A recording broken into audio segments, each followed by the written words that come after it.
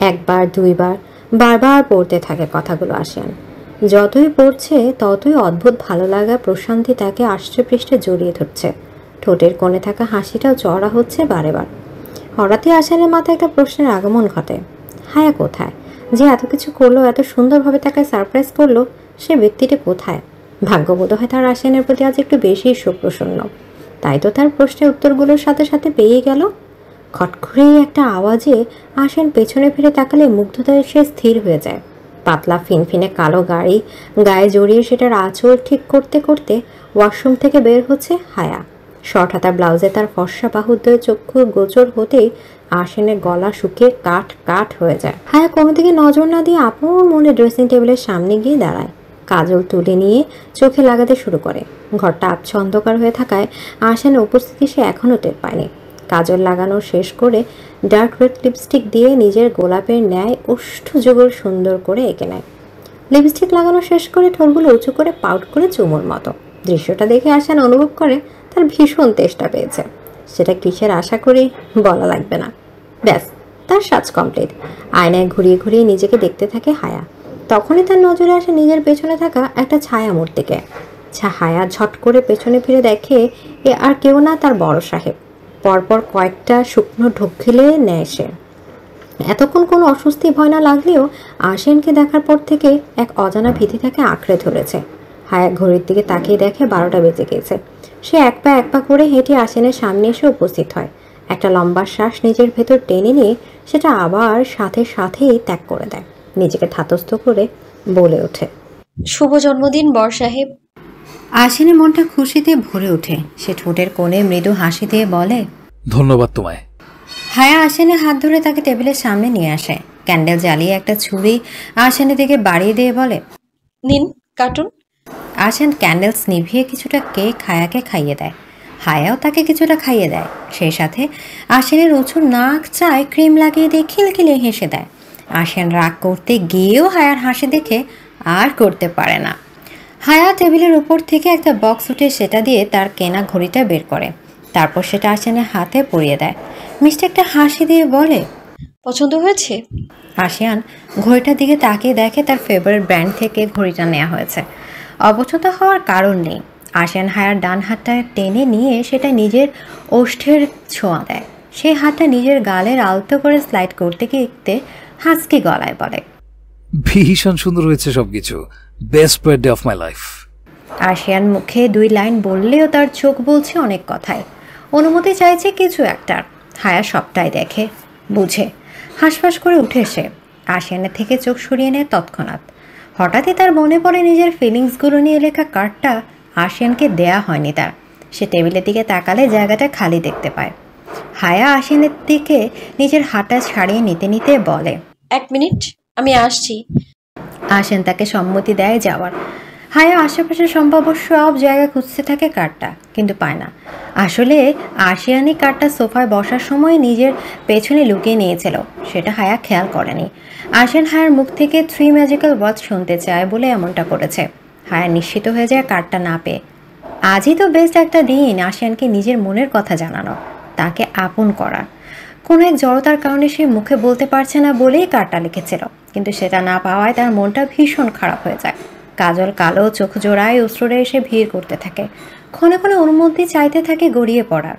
একসময় হায়ের অনুমতি ছাড়াই তার তুলতুলে গা জোড়া বেয়ে গড়িয়ে পড়তে শুরু করে অবাধ্য অশ্রুকণা। কি খুঁজছো এমন পাগলের মতো? একটা ইম্পর্টেন্ট জিনিস। খুঁজতে খুঁজতে জবাব দেয় হায়া। গলাটা তার ভাঙা ভাঙা। আশিনের বুকটা কেমন করে উঠল। মেয়েটা এত সুন্দর করে সেজেগুজে তাকে এমন চমৎকারভাবে সারপ্রাইজ দিল, আর সেখানে নিজের স্বস্তির জন্য তাকে কাঁদালো। হায়া তার কার্ডটা তখন ড্রেসিং টেবিলের ড্রয়ারগুলো খুঁজতে ব্যস্ত। আশিয়ান বিড়াল পায়ে হেঁটে তার পেছনে উপস্থিত হয়। একটু বুকে হায়ার কানের কাছে নিজের মুখটা এনে ফিসফিসে বলতে শুরু করে, মনে হচ্ছে এই অবাধ্য মনটা আবারও কারো প্রেমে মজেছে। তার গভীর স্পর্শ পাওয়ার জন্য রাতগুলো নিজের স্থায়িত্ব বাড়াচ্ছে। এবার কি আগলে নেবে সে, নাকি অবহেলা করবে পূর্বের মতো? এমন কিছু কি লেখেছিল কার্ডটায়? হায়া চমকে আশিয়ানের দিকে ফিরে। আশিয়ানের ঠোঁটের কোণে তখন দুষ্ট হাসি ঝুলে রয়েছে। চক্ষু ইশারায় লজ্জা দিতে ব্যস্ত। হায়া আশিয়ানের এমন হাসি দেখে লজ্জা পেয়ে যায়। সে মাথা নিচু করে ফেলে তৎক্ষণাৎ। আশান এক পা করে হায়ার দিকে এগোতে থাকে, আর হায়া এক পা করে পেছাতে থাকে। যেতে যেতে একদম ড্রেসিং টেবিলের সাথে লেগে যায় হায়া। আর কোনো যাওয়ার জায়গা নেই তার, মূলত সেও যেতে চাইছে না। আশিয়ান 2 আঙুল দিয়ে হায়ার থুতনি ধরে মুখটা উঁচু করে হায়ার সাথে সাথে চোখ জোড়া খিঁচিয়ে বন্ধ করে নেয়। আশিয়ান সেটা দেখে নিঃশব্দে হাসে। বৃদ্ধাঙ্গুল দিয়ে হায়ার ঠোঁটের পাশে স্লাইড করতে করতে বলে, অনুমতি পাচ্ছি তাহলে গভীরভাবে স্পর্শ করার, পুরো তোমায়টাকে নিজের ভেতরে আঁকলে নেওয়ার, হায়ার কানের কাছে আরেকটা ঝুঁকে এসে বলে, আদরে আদরে পাগল করে দেওয়ার। আশিয়ানের এমন নেশালো কণ্ঠের বাণীতে হায়া নেতিয়ে পড়ে। সিঁড়ে দ্বারা বেয়ে ভালো লাগে শিহরণ বয়ে যায়। থরথরে কেঁপে ওঠে হায়া মেলে কায়া। আশিয়ান আবারও বলে, অনুমতি পাচ্ছি কি? হায়া কাঁপা কাঁপা গলায় বলে, আমি তো আপনারই, আমার উপর পূর্ণ অধিকার আছে আপনার, সেখানে অনুমতির প্রশ্ন আসছে কেন? আশিয়ানের হাসি আরও চড়া হয়, বুকে প্রশান্তির বাতাস বয়ে যায়। সে হায়ার মাথার পেছনে চুল আলতো হাতে আঁকড়ে ধরে তার ললাটে প্রগাঢ় এক চুম্বন করে। হায়া আশিয়ানের বুকের কাছে টি শার্ট খামচে ধরে শক্ত করে। ললাটেও চুম্বন দেওয়া শেষ হলে আশিয়ানের ঠোঁট নেমে আসে হায়ার চোখে। সেখানেও সময় নিয়ে ভালোবাসার স্পর্শ দেয়। আশিয়ান প্রতিটা স্পর্শের হায়া কেঁপে কেঁপে ওঠে। সবশেষ বাকি রয় হায়ার রেড লিপস্টিকে আচ্ছাদিত ওষ্ঠদ্বয়। সেদিকে তাকিয়ে আশিয়ানের নেশা চড়ে যায়। আশিয়ান হায়ার কানের পেছনে 4 আঙুল দিয়ে চেপে ধরে হায়ার মাথাটা নিজের মুখের আরও কাছে নিয়ে আসে। অস্থিরভাবে নিঃশ্বাস ফেলে হায়াকে বুঝতে দেয় সে কতটা চাইছে হায়াকে। হায়া হয়তো বুঝে যায় স্বামীর অস্থিরতা, তাই সে নিজেও কিছুটা এগিয়ে এসে এক হাত দিয়ে আশিয়ানের ঘাড়ের পেছন রাখে, আরেক হাত আগের থেকে শক্ত করে নিজের হাতের মুঠি। আশিয়ান বুঝে যায় হায়ার সম্মতি। সে আর কাল বিলম্ব না করে নিজের পুরুষালী ওষ্ঠ দ্বারা আঁকড়ে ধরে হায়ার গোলাপের ন্যায় ওষ্ঠ যুগল। উম্মাদের ন্যায় আদর দিতে থাকে হায়াকে। সময় পেরিয়ে যায় কিন্তু আশিয়ান ছাড়ে না হায়াকে, বরং ক্ষণে ক্ষণে তার স্পর্শ আরও প্রগাঢ় হয়। হায়ার নিঃশ্বাস নিতে সামান্য সমস্যা হলে সে সেটাকে পাত্তা দেয় না। সেও তাল মেলাতে থাকে স্বামীর সাথে। আশিয়ান চুম্বনরত অবস্থায় হায়াকে কোলে তুলে বেডের দিকে পা বাড়ায়। হায়াকে আলতো করে বেডে শুয়ে দিয়ে অস্থিরভাবে নিজের টি শার্ট খুলে ছুঁড়ে ফেলে অজানায়। তারপর আবারও ব্যস্ত হয়ে পড়ে হায়াকে আদর করতে। বেশ কিছুক্ষণ পর উষ্ঠ ভালোবাসার সমাপ্তি দেয় সে। মূলত হায়া শ্বাস নেয়ার জন্য হাঁসফাঁস করায় তাকে সমাপ্তি দিতে হয়। সে হায়ার কাঁধ থেকে আঁচল সরিয়ে সেখানে মুখ ডুবে বেশ জোরে এক কামড় লাগায়। হায়া ব্যথা তো পায় ঠিকই, কিন্তু সেই ব্যথাতেও আলাদা একটা ফিলিংস ছিল। সে আশিয়ানের উন্মুক্ত পিঠে নিজের নখ দাবিয়ে খামচে ধরে, ক্ষতবিক্ষত করে দিতে থাকে নজর কাড়ে সেই পিঠটা। আশিয়ান তার হাতের স্বাধীনতা দেয় ঠিকই, কিন্তু তার অন্যান্য সব স্বাধীনতা হরণ করে নেয়।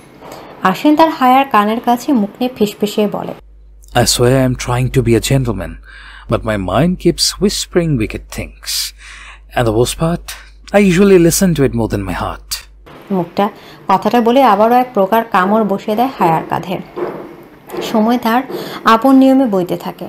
রাতে যত গভীর হয় আশিয়ানের ভালোবাসা, তার স্পর্শ ততই গভীর হয়। অসহ্য রকমের বেদনাদায়ক সুখে ভাসিয়ে দিতে থাকে তার নুনের বোতলটাকে।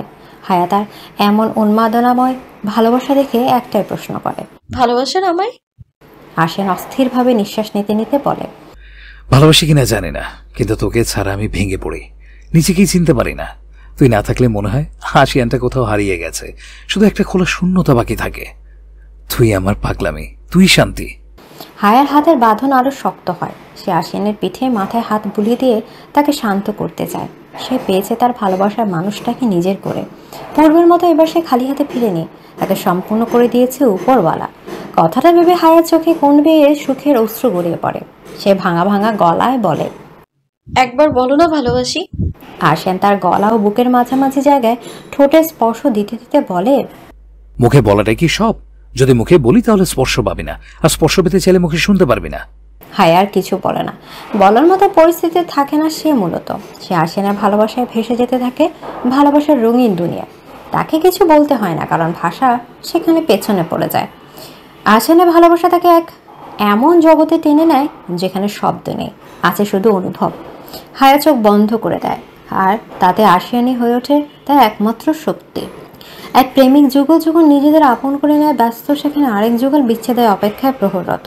ভাগ্য যে তাদের উপরও নির্মম হতে চলেছে, তারা হয়তো জানে অথবা জানে না।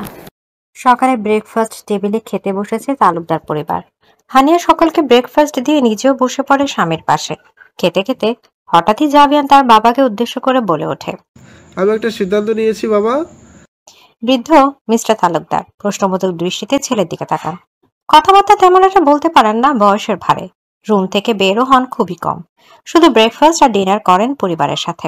এছাড়া সারাক্ষণ রুমেই থাকেন। জাবিয়ান বলে, জাহান জাইনের তো প্রতিষ্ঠিত হয়েছে আলহামদুলিল্লাহ। এখন ভাবছি ওদের বিয়ে দিয়ে আমরা আমাদের ফরজ কাজটা সেরে ফেলবো। এই বিষয়ে তুমি কি বলো বাবা? মাম্মা তোমার মতামত কি? রোজিকেও জিজ্ঞেস করে জাবিয়ান। তারা দুজনেই জাবিয়ানের কথা শুনে খুশি হয়। রোজি বেগম কাপা কাপা গলায় বলেন, ভালো ভেবেছিস বাবা, আমারও আমাদের পুঁতি দেখে মরতে পারবো। কি বলো ভাই? মিস্টার তালুকদারও বোনের কথায় মাথা দুলিয়ে সম্মতি দেয়। জাইন হই হই করে বলে ওঠে, এই ছোট দাদি, তুমি কিন্তু এইসব বলবে না, আমার ভালো লাগে না এইসব কথা শুনে। কথাটা বলে মন খারাপ করে বসে থাকে সে। রোজি বেগম হেসে তার মাথায় হাত বুলিয়ে দেয়। মিস্টার তালুকদার জাবিয়ানকে বলে, মেয়ে দেখা শুরু করো তাহলে, শুভ কাজে দেরি কেন? মেয়ে আমাদের দেখা শেষ। আমি আর হানি আমাদের পুত্রবধূদের পছন্দ করে ফেলেছি। এখন শুধু বিয়ের ডেট কনফার্ম করার পালা। ভাবছি এই মাসের শেষে শুক্রবার, মানে 4 দিন পর জাহানির বিয়ে ডেট রাখবো। এত তাড়াতাড়ি মেয়ে পছন্দ করে আবার বিয়ের ডেটও কনফার্ম করে ফেলবে? তাদের বাবা মা এটা জায়েন কল্পনাও করতে পারেনি। সে ভেবেছিল বিয়ের কথা উঠলে সে আস্তে ধীরে বলবে। এখন দেখে তার না হওয়া সংসারটা আগেই ভেঙে যাচ্ছে, তাও তার নিজেরই বাবা মা বদলতে। জাইন বসা ছেড়ে উঠে দাঁড়িয়ে বলে, এ হতে পারে না, আমি এই বিয়ে করতে পারবো না। হানিয়া জাবিয়ান এই কথাটা শোনারই অপেক্ষা করছিল। তারা একে অপরের দিকে তাকিয়ে হেসে দেয়। জাবিয়ান নিজের হাসি দিল গিলে নিয়ে গম্ভীর গলায় বলে, মেয়ের পরিবারে কথা দিয়ে ফেলেছি আমরা, তা বিয়ের তোড়জোড় শুরু করে দিয়েছি অলরেডি। আজ ডেটও কনফার্ম হয়ে গিয়েছে। আমি আর তোমাদের আম্মু আত্মীয়দের দাওয়াত দিতে বের হবো একটু পর। এর মধ্যে তুমি যদি বলো বিয়ে করতে পারবো না, তাহলে বুঝতে পারছো তোমার হবু বউয়ের পরিবার অপমানিত হতে হবে। বাচ্চাদের মতো কথা বলো না। তোমার ভাই রাজি এই বিয়েতে, আশা করি তুমিও আমাদের সিদ্ধান্ত রাজি থাকবে। আমরা তোমার বাবা মা, তোমাদের খারাপ চাওয়ার আগে আমার দুনিয়া থেকে নিঃশেষ হয়ে যায়। এখন চুপচাপ খাওয়া শুরু করো। জাইন তার বাবার দিকে হা করে তাকিয়ে থাকে কথাগুলো শুনে। সে বিশ্বাসই করতে পারছে না এটা তার বাবা। যে বাবা তাদের জীবনে ছোট বড় সব সিদ্ধান্তে তাদের স্বাধীনতা দিয়েছে, সেই বাবা আজ তাদের জীবনের এত বড় সিদ্ধান্ত নিজে একা একা করে নিল। একবার তাদের জিজ্ঞেস করার প্রয়োজন বোধও করলো না। জাইন হতভম্ব হয়ে নিজের জায়গায় বসে পড়ে। মাথার মধ্যে একটা কথায় ঘুরপাক করছে। সে আদিবাকে কোন মুখে তার বিয়ের কথাটা জানাবে? মেয়েটা যে ছোট থেকে তার বড় হওয়ার স্বপ্ন দেখে আসছে। এছাড়া সে নিজেও তো তাকে কত কত স্বপ্ন দেখিয়েছে। সে বর সাজবে আর আদিবা তার বউ সাজবে। বিয়ের পর তাদের খুনসুটিপূর্ণ ছোট একটা সংসার হবে। তারা কথায় কথায় ঝগড়া করবে, কিন্তু দিন শেষে একে অপরের সাথে লেপে ঘুমাবে। সেই স্বপ্ন যে আজ চূর্ণ বিচূর্ণ হয়ে গেল তার বাবা মায়ের একটা হটকারী সিদ্ধান্ত। না, সে আর ভাবতে পারছে না। জাইন হাত ধুয়ে টেবিল ছাড়তে ছাড়তে বলে, অফিসের জন্য লেট হচ্ছে, আসছি। কথাটা বলে চেয়ারে ঝুলানো কোটটাও ও ব্যাগটা নিয়ে হনহনিয়ে বাসা থেকে বের হয়ে যায়। ছেলেকে এমন বিবশ মুখে না খেয়ে চলে যেতে দেখে হানিয়ার খারাপ লাগে। সে রাগী গলায় জাবিয়ানকে বলে, দেখলেন, ছেলেটা না খেয়ে চলে গেল। সব আপনার জন্য। বলে দিলে কি হতো, ওদের বিয়েটা ওদের পছন্দের মানুষগুলোর সাথে ঠিক করা হয়েছে। জাবিয়ান হাসতে হাসতে বলে, আরে টেনশন নিও না, একটু পরীক্ষা করা যাক না, দেখি ছেলে আমাদের উপর কতটা ভরসা করে। বিয়ের দিন যখন আদিবা মামনিকে বউয়ের জায়গা দেখবে, তখন তার এক্সপ্রেশনটা কেমন হবে সেটা একবারও ভাবো। তুমি চিন্তা করো কাদের কাদের দাওয়াত দিবে, সেটা একটা লিস্ট রেডি করে ফেলো। আর হ্যাঁ, হায়াকে এই বাড়ির লোক আজ কালের মধ্যে জানি এসে পরে সকালে। আমি আমার বিজনেস পার্টনার ইনভাইট করতে একটু পর বের হব। মিস্টার তালুকদার আর রোজি বেগম জাবিয়ান হানিয়ার কথা বুঝে কিছুই বুঝে না। তারা প্রশ্নবোধক চাহনি নিয়ে তাদের দিকে তাকিয়ে থাকে। হানিয়া তাদের উৎকণ্ঠ বুঝতে পেরে নিচ থেকে বলে, আপনাদের নাতিরা প্রেম করছে কয়েক বছর ধরে, কিন্তু ভয়ে বলেনি। উনি খোঁজ নিয়ে জানতে পেরেছেন এই সম্পর্কে। তাই আমরা ভাবলাম ছেলেদের একটু সারপ্রাইজ দেওয়া যাক। এর মধ্যে আজ উনি এমন উল্টাপাল্টা বলে ছেলেটার মাথা খারাপ করে দিল। হানিয়া তাদের দুজনকে সবটা খুলে বলল। তারা হেসে দেয়। আজ অফিসে জাইন সকলের সাথে মেজাজ খারাপ করছে। ভুল হলেও বকছে, আবার ভুল না হলেও বকছে। সকলে তার এমন ব্যবহারে অবাক। কারণ জাইন চঞ্চল, ছটফটে আর মিষ্টভাষী একটা ছেলে। সকলের সাথে হেসে খেলে মজমাস্তি করে চলে। কারো মন খারাপ থাকলে তাকে হাসানো দায়িত্ব তুলে নেয় নিজের কাঁধে। সেই ছেলের এমন ব্যবহার অবাক করারই বিষয়। নিজের ছটফটানি না দমিয়ে রাখতে পেরে জাইন অফিস থেকে বের হয়ে যায়। উদ্ভ্রান্তের ন্যায় কতক্ষণ এদিক সেদিক ঘুরে বেড়ায় গাড়ি নিয়ে। সবশেষে সিদ্ধান্ত নেয় আদিবার সাথে এ বিষয়ে সোজাসুজি কথা বলবে, আদিবাকে মুক্ত করে দিবে তার বাঁধন থেকে। যে ভাবা সে কাজ। সে গাড়ি নিয়ে চলে যায় আদিবার বাসায়। তাদের বাসার সামনে গাড়ি থামিয়ে ভেতরে প্রবেশ করতে গেলে দারোয়ান জানায় আদিবাও তার পুরো পরিবার আজ সকালে ট্রেনে বাড়ি গিয়েছে।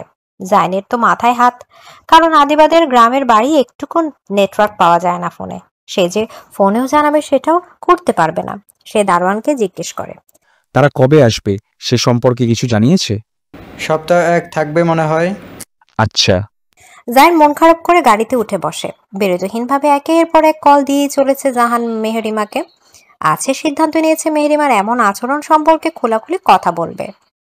সামনে তারা নতুন জীবন শুরু করতে চলেছে। তার আগে এমন অবস্থা হলে ভবিষ্যতের পরিণতি নিয়ে সে একটু শঙ্কিত। এবারও মেহরিমার ফোন বিজি বলছে। জাহান ভাবে, বিগত 1 ঘন্টা ধরে মেহু কার সাথে কথা বলছে? হার সাথে। সে মেহরিমাকে কল লাগানো বাদ দিয়ে কি মনে করে হায়াকে কল লাগায়। হায়ার ফোন রিং হচ্ছে দেখে সে একটু অবাকই হয়। হায়ার সাথে কথা বলছে না, তাহলে কার সাথে 1 ঘন্টা ধরে কথা বলছে? হায়া তখন ঘুমে থাকায় কলটা রিসিভ করতে পারে না। জাহান হায়াকে দেখে আবারও মেহরিমার নাম্বারে কল লাগায়। এবার মেহরিমা কল রিসিভ করে। আগের দিনের মতো আজও কোনো সালাম বিনিময় ব্যতীত মেহরিমা রুক্ষ গলায় বলে, কি ব্যাপার, সাত সকালে এত ফোন দিচ্ছেন কেন? জাহান গম্ভীর গলায় বলে, আজকাল দেখছি সালাম দেওয়া ভুলে গিয়েছো। বেশ ভালোই পরিবর্তন হয়েছে তোমার দেখা যাচ্ছে। মেহরিমা তার এমন কথায় কিছুটা দমে যায়, তাই চুপ করে থাকে। জাহান পুনরায় বলে, বিগত 1 ঘন্টা ধরে তুমি কার সাথে কথা বলছিলে? মেহরিমা তার এমন প্রশ্ন শুনে ঘাবড়ে যায়। সে আমতা আমতা করতে থাকলে জাহান ধমক দিয়ে বলে, কি হলো বলছো না কেন? কার সাথে 1 ঘন্টা ধরে কথা বলছিলে? মেহরিমা কিছুক্ষণ চুপ থেকে বলে, সব কথার কৈফিয়ত কি আপনাকে দিতে হবে? জাহান তার এমন কথায় স্তব্ধ হয়ে যায়। সে কৈফিয়ত চাইলে কই? ভালোবাসার মানুষ থেকে কি সে কিছু জিজ্ঞেস করতে পারবে না? জাহান নিস্তেজ গলায় বলে, আমি কিছু জিজ্ঞেস করা তোমার কাছে কৈফিয়ত লাগে মেহু? মেহু এই ডাকটা যে কতটা ভালোবাসা মিশে থাকে সেটা মেহরিমা খুব ভালো করে জানে। কিন্তু আজ মেহরিমা সব জেনেও অজানা হওয়ার ভান করে। সে কর্কশ গলায় বলে, আপনি যেভাবে জিজ্ঞেস করছেন সেটাকে কৈফিয়ত ছাড়া অন্য কিছু বলে ভাবা যায় না। শুনুন, ভালোবাসেন ভালো কথা, তাই বলে আমার পার্সোনাল লাইফেও দখলদারি করবেন এটা আমি মেনে নিব না। আমি কি করছি, কার সাথে কথা বলছি, এত কিছু জবাবদিহি আপনাকে করতে পারবো না। আমার কিছু কাজ আছে, আমি রাখছি। কথাটা বলেই জাহানকে কিছু বলার সুযোগ না দিয়ে কলটা কেটে দেয় মেহরিমা। কল কেটে যাওয়ার পর জাহান ফোনটা কানে ধরে বসে থাকে। মিষ্টি কমলভাসী মেহরিমার থেকে এমন ব্যবহার তার বুকে আগুন জ্বালিয়ে দিচ্ছে ক্ষণে ক্ষণে। হায়, ফোনটা হাতে নিয়ে দেখে আশিয়ান ফোন করেছে। সে খুশি মনে ফোনটা রিসিভ করে কানে লাগালে অপর পাশ থেকে একটা অপরিচিত কণ্ঠ শুনতে পায়। একজন ব্যক্তি হুড়মুড়িয়ে বলে। হায়ার হাত থেকে ফোনটা নিচে পড়ে গিয়ে বন্ধ হয়ে যায়। তার কানে শুধু একটা কথাই বাজছে, এই ফোনের মালিকের একটা অ্যাক্সিডেন্ট হয়েছে। এরপর হায়ার আর কিছু মনে নেই। সে শকটা নিতে না পেরে অজ্ঞান হয়ে যায়। কিছু একটা পড়ে যাওয়া আওয়াজে স্পর্শ কিচেন থেকে বাইরে আসলে হায়াকে অজ্ঞানরত অবস্থায় পায়। গুনগুনিয়ে কান্নার আওয়াজে আশিনের ঘুমটা ভেঙে যায়। চোখটা মেলতেই কিছুটা ঝাপসা লাগায় সে পুনরায় চোখ বন্ধ করে নেয়। তারপর আস্তে আস্তে আবারও চোখ খোলে। তাকে ফিনাইলের তীব্র ঝাঁঝওয়ালা গন্ধ আর সারা শরীরে অসহনীয় ব্যথায় বুঝতে পারে সে এখন কোথায়। আবারও কান্নার আওয়াজ পেলে সে ঘাটটা ডান দিকে ঘোরালে দেখতে পায় এলোমেলো চুলে মুখ ঢেকে থাকা এক রমণী তার হাতটা ধরে কাঁদছে। আশিন তার হাতের মুঠোয় থাকা রমণীটির হাত আলতো করে চাপ দেয়, যাতে রমণীর বুঝতে পারে তার প্রিয়তমের জ্ঞান ফিরেছে। আশিনের পরিকল্পনা সফল হয় বটে। হাতে চাপ পড়ায় হায়া মাথা তুলে তাকালে আশিয়ানকে তাকিয়ে থাকতে দেখে। হায়ার মলিন মুখে নিমিষের প্রশান্তির হাসি ফুটে ওঠে। ওর সাথে ঠোঁট ভেঙে কান্নাও করে দেয়, আশিয়ানের বুকে মাথা রেখে। কাল তাদের এত সুন্দর একটা মুহূর্তের পর আজ প্রিয়তমের এমন অবশ্য সে কিছুতে সহ্য করতে পারছে না। তার উপর লোকটার জন্মদিন ছিল আজ। আশিয়ান ডান হাতটা উঠিয়ে হায়ার মাথার উপর রেখে আলতো করে বুলিয়ে দিতে থাকে। ক্ষীণ স্বরে বলে, হয়েছে তো, আর কান্না করে না, আমি ভালো আছি দেখো। হায়া বুঝি থামে এত সহজে? সে নিজের মতো মনের মতো কান্নাকাটি করে, তারপর থামে। কিছুক্ষণ পর সে আশিয়ানের বুকের থেকে মাথা সরিয়ে তার ক্ষতবিক্ষত মুখশ্রীতে এলোপাতাড়ি চুমু দিতে থাকে। চুমু দেওয়া শেষ হলে সে আশিয়ানের কপালের সাথে কপাল থেকে পুনরায় কেঁদে দেয়।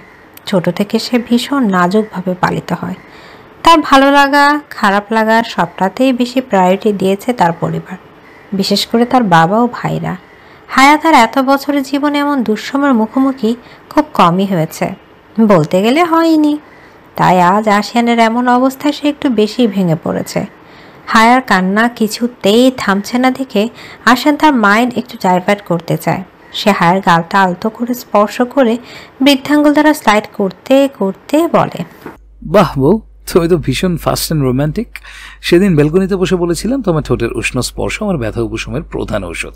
সেই কথা তুমি ভালোই মনে রেখেছো। তো থামলে কেন? আরো কয়েকটা দাও, স্পেশালি এই জায়গাটায়। নিজের ঠোঁট উঁচু করে দেখিয়ে বলে। আশিয়ান অন্য সময় হলে হায়া লজ্জায় নেতিয়ে পড়ত, কিন্তু আজ তার ব্যতিক্রম হয়। সে আশিয়ানের কাছ থেকে একটু সরে আসে, তারপর হুট করে আশিয়ানের চোয়ালে হাত রেখে দুজনে অধরে এক করে নেয়। আশিয়ান কিংকর্তব্য হয়ে সেখানেই পড়ে থাকে। সে যে রেসপন্স করবে তাও খেয়াল থাকে না। হায়া নিজের মতো আদর দিয়ে নিজেদের রুষ্টকে মুক্ত করে, ভাঙা ভাঙা গলায় প্রশ্ন করে, আরো লাগবে? হ্যাঁ, নর্মালভাবে প্রশ্নটা করলেও আশিয়ান তা নর্মালভাবে গ্রহণ করতে পারে না। আসলে কি প্রশ্নটা নর্মাল ছিল? সে তার চোখ জোড়া বড় বড় করে হায়া তাকে তাকিয়ে ভাবতে থাকে। অ্যাক্সিডেন্ট হলো আমার, আর মাথায় সমস্যা দেখা দিয়েছে ওর। আশিয়ানের ভাবনার মাঝে হায়া আবারও বলে উঠল, কি হলো বলছেন না কেন? এই এক মিনিট আপনার কোথাও খারাপ লাগছে না তো? কোথায় খারাপ লাগছে বলুন আমায়। দাঁড়ান, আমি ডক্টরকে ডেকে নিয়ে আসছি। হায়ার মধ্যে আগের সে অস্থির ভাবটা আবারও দেখা দেয়। সে আশিয়ানকে ছেড়ে দিয়ে ডাক্তারকে ডাক দেওয়ার জন্য ছুট লাগালে আশিয়ান পেছন থেকে তার হাত ধরে ফেলে। অসুস্থ নিস্তেজ গলায় বলে, আমার কোথাও খারাপ লাগছে না জান, তুমি একটু শান্ত হয়ে বসো। তখন থেকে শুধু কান্নাকাটি আর পাগলামিই করছো। হায়া আশিয়ানের কথা মতো তার বেডের পাশে টুলে বসে পড়ে। আশিয়ানের ডান হাতটা নিজের হাতের মুঠোয় নিয়ে সেটা ঠোঁট ছুঁয়ে দিয়ে কান্নামাখা গলায় বলে, আমি কি করে শান্ত হয়ে বসবো বলেন তো? আপনার কিছু হলে আমি কিভাবে বাঁচতাম আপনি একবার ভাবতে পেরেছেন? এত বছর পরে একটু সুখের দেখা পেলাম, সেটাও আমার থেকে আজীবনের জন্য দূরে চলে যাচ্ছিল। আমি মরে যেতাম আশিয়ান, একদম মরে যেতাম আমি আপনাকে ছাড়া। কথাগুলো বলতে বলতে হায়ার চোখ বেয়ে অসংখ্য অশ্রু গড়িয়ে পড়ে। আশিয়ান নিভু নিভু চোখে প্রেয়সী কান্না দেখতে থাকে। হায়ার কান্না তার বুকের ব্যথায় সৃষ্টি করলেও আজকের এই কান্না থেকে সুখ সুখ অনুভূতি দিচ্ছে। কেন? কারণ এই কান্না যে স্বয়ং আশিয়ানের জন্য। হায়ার এই ক্ষণে ক্ষণে কেঁদে বুক ভাসিয়ে ফেলা আশিয়ানের কোনো কালেই পছন্দ ছিল না, ন্যাকামি লাগতো তার এসব। কিন্তু আজ তার ভীষণ ভালো লাগে কান্না। হায়ার চোখের অশ্রু বলে দিচ্ছে সে ঠিক কতটা ভালোবাসে আশিয়ানকে। হায়া আশিয়ানের হাতটা নিজের কপালে ঠেকিয়ে রেখে ফুপিয়ে চলছে অনবরত। আশিয়ান নিজের হাতটা আলতো করে ছাড়িয়ে নেয়, তারপর হায়ার চোখের অশ্রু মুছিয়ে দিয়ে হাত বাড়িয়ে হায়ার দাঁত থেকে তার ওষ্ঠ ছাড়িয়ে নেয়। মেয়েটা কান্নার ধমকে ঠোঁট কামড়ে ধরে রেখেছে, যার কারণে তার গোলাপি ওষ্ঠজোড়া রক্তবর্ণ ধারণ করেছে। আশিয়ান হায়ার নিচের ঠোঁট স্লাইড করতে করতে বলে, আর কাঁদে না, আমি ঠিক আছি আলহামদুলিল্লাহ। আল্লাহ মাঝে মধ্যে বিপদ দেন বান্দাকে পরীক্ষা করার জন্য। এই ধরো তোমার একটা পরীক্ষা হয়ে গেল। তুমি আমায় কতটা ভালোবাসো বা আমার অসুস্থতায় কতটা পাগলামি করতে পারো তা আমায় দেখিয়ে দিল উপরওয়ালা। তোমার এসব পাগলামি দেখে আমি তোমার প্রতি আরো দুর্বল হয়ে পড়লাম। মন চাইছে তোমায় অধরে অধরে ভরিয়ে দেই। একটা অ্যাক্সিডেন্ট তোমায় আমায় আরো কতটা কাছে নিয়ে আসলো, এটা তুমি একটাবার ভেবে দেখেছো? যে তোমায় আমি ধরে বেঁধেও চুমু দেওয়াতে পারতাম না, সেই তুমি আজ নিচ থেকে চুমু দিলে, কত পাগলামি দেখালে। এজন্যই বলে যা হয় ভালোর জন্যই হয়। চুমু দেওয়ার কথাটা হায়ার পছন্দ হলো না। কাল রাতেও তো কতগুলো আদর দিল নিচ থেকে, আর আজ সকালে আসেন সেগুলো ভুলে গেল। হায়া নাক টেনে মেয়েকে রাগ দেখিয়ে বলে, মিথ্যে বলবেন না অশুভ লোক, কাল রাতেও তো কতগুলো দিলাম, আজ সব ভুলে গেলেন? সেগুলো তো আমায় উস্কে দেওয়ার জন্য ছিল, যাতে আমি তোমায় আরো বেশি করে আদর দিই। কথাটা বলে আসেন হায়াকে একটা চোখ টিপ দিয়ে অসভ্য মার্কা হাসি দেয়। এদিকে আসেনের কথা শুনে হায়া ভীষণ লজ্জা পেয়ে যায়। সে বসা থেকে উঠে দাঁড়িয়ে আসেনের হাতটা সাবধানে রেখে তড়িঘড়ি করে কেবিন থেকে বের হতে হতে বলে, আমি সবাইকে ডেকে নিয়ে আসছি, আপনি চুপচাপ শুয়ে থাকুন। আসেন গলা উঁচু করে বলে, এই তুমি কি লজ্জা পেলে? দেখি দেখি দেখি, এদিকে ঘুরো তো, তোমার লজ্জা পাওয়া মুখটা একটু দেখি তো। কাল তো আদর করেই কুল পেলাম না, মুখ দেখবো কখন? এদিকে আসো তো। হ্যাঁ সবটাই শুনে কিন্তু তাও আশিয়ানের দিকে ফিরে তাকায় না। সে পা চালিয়ে কেবিনের বাইরে এসে পড়ে। ভীষণ লজ্জা পেয়েছে বেচারি। আশিয়ান তার এমন মুখ লুকিয়ে চলে যাওয়া দেখে হা হা করে হেসে দেয়। আশিয়ানের কেবিন ভর্তি হয়ে রয়েছে তার ভালোবাসার মানুষদের দ্বারা। তারা দুই পাশে মাথার কাছে বসে আছে তার দুই মা। একজন তার জন্ম দেয়নি, আরেকজন তার ভালো মা ওরফে তার শাশুড়ি। দুইজনে কিছুক্ষণ পর পর তার দিকে তাকিয়ে কেঁদে উঠেছে। দুই বংশের প্রথম সন্তান হিসেবে সকলের কাছে ভীষণ আদরের আশিয়ান। স্পর্শ আবরারের একমাত্র সন্তান আশিয়ান। তার স্বভাবতই সে তার বাবা মায়ের যক্ষের ধন। স্পর্শ কেবিনে ঢুকে ছেলের কাঁটা ছেঁড়া মুখ দেখে সে কি কান্না!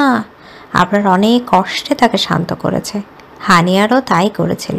এই ছেলেটাই তো তাকে প্রথম মাম্মা বলে ডেকে মাতৃত্বের সাথে পরিচয় করে দিয়েছিল। আশিয়ান অসুস্থ গলায় বলে, আম্মু মাম্মা আমি ঠিক আছি তো, তোমরা প্লিজ আর কান্না করো না, তোমাদের কান্না আমার ভালো লাগে না একটু।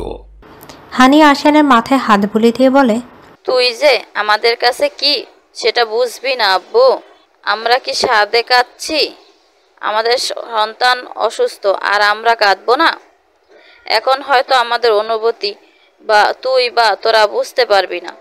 যেদিন বাবা মা হবি সেদিন ঠিকই বুঝবি সন্তানের গায়ে পড়া একটা ছোট্ট আঁচড়ও বাবা মার বুকে কতটা লাগে। সন্তানের কথায় আশিয়ান আর চোখে হায়ার দিকে তাকায়।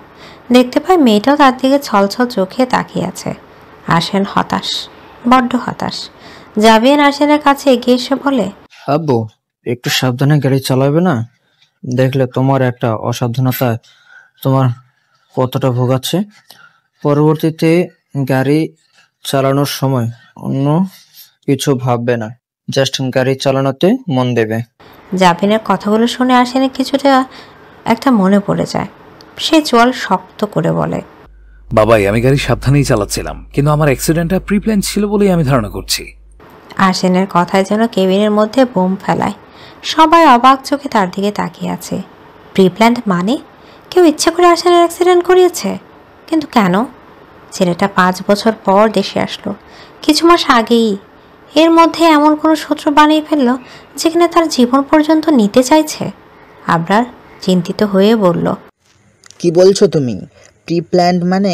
কেউ তোমায় ইচ্ছে করে মারতে চাইবে কেন? দেশে ফিরলে এই কয় মাস হলো, এর মধ্যে এমন কোন কাজ করলে যার কারণে তোমার জান নিয়ে টানাটানি পড়ে গেছে? জানি না আব্বু, কিন্তু আমি 80% শিওর এটা কেউ ইচ্ছে করে করেছে। ইদানিং কয়েকদিন ধরে আমার উপরে ছোট বড় অ্যাটাক হচ্ছিল, আমি সেগুলো জাস্ট নর্মাল কোইন্সিডেন্ট হিসেবেই অপেক্ষা করে যাচ্ছিলাম। কিন্তু আজ আমি অনেকটাই শিওর যে কেউ ইচ্ছে করেই এসব অ্যাটাক করাচ্ছে আমার উপর। সবাই হতবাক হয়ে যায় আশিয়ানের কথাগুলো শুনে। আশিয়ান আবারও বলা শুরু করে, আজ আমার 12টার দিকে ক্লাস থাকে, আমি 11:30 বাসা থেকে ভার্সিটির জন্য রওনা দিই। গাড়ি চালাতে চালাতে আমি খেয়াল করি একটা ট্রাক আমার গাড়িটাকে ফলো করছে। আমি বারবার নিজের গাড়ি সাইড করে তাকে সামনে যাওয়ার জায়গা করে দিই, কিন্তু সে আমায় ওভারটেক তো করেই না, বরং আমার গাড়িকে হিট করতে চায়। আমি তার মতলব আন্দাজ করতে পেরে এমন একটা রাস্তায় গাড়িটা ঢুকিয়ে দিই যেখানে সে বিশাল আকৃতির ট্রাকটি ঢুকতে পারবে না। তারপর ভার্সিটি চলে যাই। বিকেলের দিকে ক্লাস শেষ করে গাড়ি নিয়ে বের হয়ে রওনা হই অফিসের উদ্দেশ্যে। তখন আমি সকালের এই ঘটনায় একদমই ভুলে গেছিলাম। হঠাৎ লুকিং গ্লাসে সেই ট্রাকটা আবার দেখতে পেয়ে আমার সকালে সেই কথাটা মনে পড়ে যায়। কিন্তু এবার কোনো পদক্ষেপ নেওয়ার আগেই ট্রাকটি আমার গাড়িটিকে জোরে হিট করে। প্রথমে আসতে দিলেও সেকেন্ডবার বেশ জোরেই দেয়। আমার গাড়িটা কয়েকবার পল্টি খেয়ে একটা গাছের সাথে গিয়ে লাগে। গাড়ির তেলের ট্যাঙ্ক লিক হয়ে সেখান থেকে তেল পড়া শুরু করছিল। বোঝাই যাচ্ছিল যে কোনো সময় গাড়িটা ব্লাস্ট করবে। আমি অনেক কষ্টে কোনো মতে গাড়িটা থেকে বের হয়ে কয়েক কদম হাঁটতেই সেটা ব্লাস্ট করে। মাথায় চোট পাওয়ার কারণে আমি মাটিতে পড়ে যাই।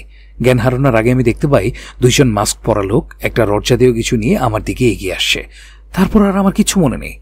হসপিটালে আনার আগে আমার অবশ্য একবার জ্ঞান ফিরেছিল। তখন আমি নিজেকে অ্যাম্বুলেন্সে আবিষ্কার করি। আমায় উদ্ধার করা একজন লোক জানায় গাড়িটা ব্লাস্ট হওয়ার বিকট শব্দ শুনে এবং সেখানকার আশেপাশের লোকেরা আমায় রেস্কিউ করে হাসপাতালে নিয়ে যাচ্ছে। আর তারাই হয়তো তোমাদের কাউকে ফোন দিয়ে আমার কথা বলেছে। দীর্ঘ এক বক্তৃতা শেষে আশিয়ান থামে। স্বাভাবিকের চেয়ে একটু জোরে জোরে নিঃশ্বাস নিতে থাকে। অসুস্থ হওয়া একসাথে এতগুলো কথা বলে হাঁপিয়ে উঠেছে সে।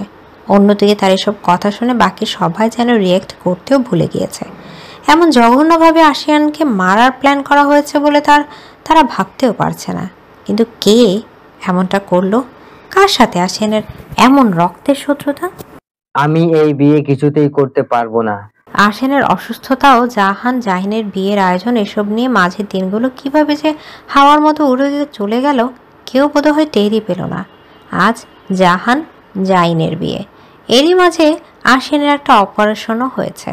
অ্যাক্সিডেন্টের কারণে তার মাথার পেছনের দিকে কিছু কাঁচ ফুটে থাকায় অপারেশনটা মূলত করা হয়।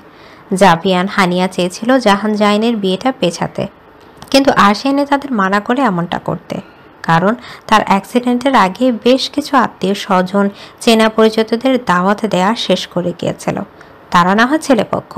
বিয়ে পেছানোটা নিয়ে তেমন কোনো কথা না শুনতে হলেও মেয়ে পক্ষকে কেমন পরিস্থিতির মধ্যে দিয়ে যেতে হবে সেই বিষয়টা আরশিয়ান সবাইকে বোঝায়। প্রথমে সবাই তার কথা না মানলেও পরবর্তীতে হায়া বুঝালে তারা অনিচ্ছা সত্ত্বেও রাজি হয় তাদের কথায়। প্রাণপ্রিয় ভাইদের বিয়েতে হায়ার তেমন উপস্থিতি লক্ষ্য করা যায় না। ভাইরা যেমন প্রিয় তেমনি বরটাকেও তো সে পাগলের মতো ভালোবাসে। এই কয়েকদিনে হায়াকে আরশিয়ানের পাশ থেকে টেনেও কেউ সরাতে পারেনি। আরশিয়ান বলার পরও সে বাসায় যায়নি একবারের জন্য। তার এমন পাগলামি দেখে স্পর্শ আবরার নিশ্চিত হয়ে যায় যে হায়া থাকতে আরশিয়ানের আর কাউকে তেমন প্রয়োজন পড়বে না। তারা দুজন হায়াকে আরশিয়ানের কাছে রেখে তালুকদার বাড়ি চলে যায় হানিয়া জাভেনকে বিয়ের আয়োজনে সাহায্য করতে। জাইন সাদা শেরওয়ানি গায়ে জড়িয়ে মাথায় পাগড়ি পরে আয়নের সামনে দাঁড়িয়ে আছে, নিজেকে খুঁটিয়ে খুঁটিয়ে দেখছে। এমন সাজেই তো তার প্রেয়সী তাকে দেখতে চেয়েছিল। সে সাজলো প্রেয়সীর মন মতো করে, কিন্তু প্রেয়সীর জন্য না, অন্য কারোর জন্য। সমাজ বলে পুরুষ মানুষ কাঁদে না, কিন্তু সমাজের এই তথাকথিত কথাটি মিথ্যা প্রমাণিত হয়ে তালুকদার পুরুষদের কাছে একবার না বারংবার। জাইন যেদিন থেকে শুনেছে তার বিয়ে ঠিক হয়েছে সেদিন থেকেই শুরু হয় তার নীরব অশ্রু ছড়ানো। রাতের আধার বদ্ধ রুম ও সেজদার জায়গা জানে সে কত করুণভাবে অশ্রু ছড়িয়েছে, কত আকুতি মুনিতি করে নিজের রবের কাছে সাহায্য চেয়েছে নিজের ভালোবাসাকে আপন করে নেয়ার জন্য। বারবার একটাই কথা বলে,